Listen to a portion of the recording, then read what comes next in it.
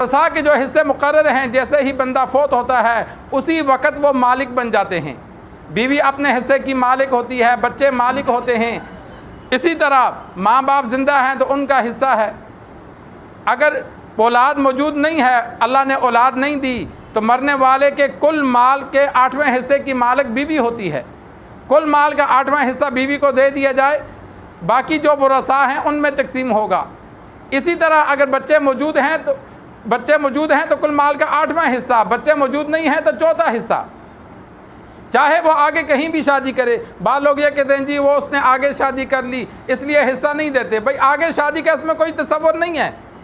جس دن وہ فوت ہو گیا بیوی اپنے حصے کی مالک بن گئی، اس کو حصہ دے دیا جائے، چاہے وہ بچوں کے ساتھ رہے، چاہے وہ کہیں اور شادی کر کے چلی جائے، اپنا حصہ بیچ کے چلی جائے، وہ اپنے حصے کی مالک بن گئی۔ بچے اپنے حصے کے مالک بن گئے، چاہے اپنے چچا ماما وغیرہ کے ساتھ رہیں، چاہے حصہ بیچ کے الگ ہو جائیں۔ چھوٹے بچے ہیں تو جو چاچا ہے ماما ہے ان کا نگران ہے، وہ ان کے حصے کو اپنے کنٹرول میں رکھ کر ان بچوں پہ خرچ کرے، ان بچوں کے مال کو خود نہ ہڑپ کرے، ان کا حصہ مقرر کر کے اپنے اوپر خرچ نہ کرے بلکہ بچوں پہ خرچ کرے۔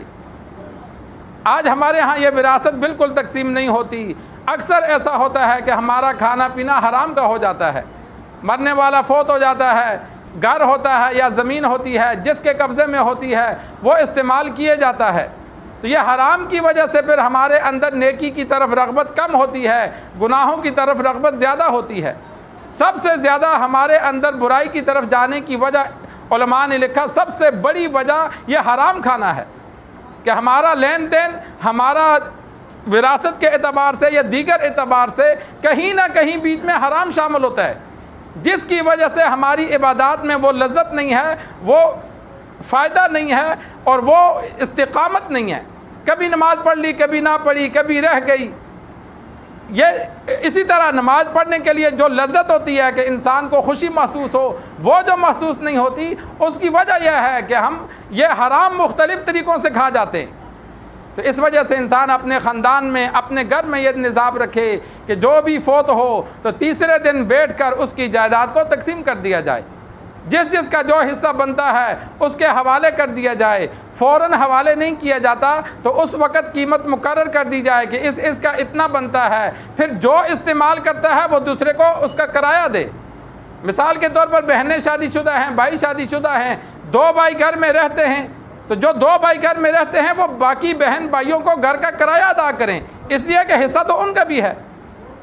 تو اسی طرح گاڑی ہے، کار ہے، جو بھی ملکیت میں چیزیں ہیں، کپڑے ہیں، چھوٹی چیز ہے یا بڑی چیز ہے، سب کو اکٹھا کر کے وراثت میں تقسیم کرنے کا حکم ہے۔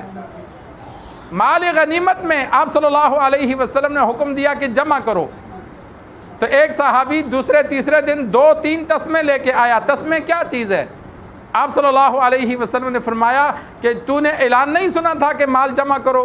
اس نے کہا یا رسول اللہ سنا تھا لیکن غفلت ہو گئی۔ آپ صلی اللہ علیہ وسلم نے فرمایا اب یہ جہنم کے تسمے ہیں، میں نہیں لیتا، اب یہ 3 تسمے تیرے لیے جہنم کے ہیں۔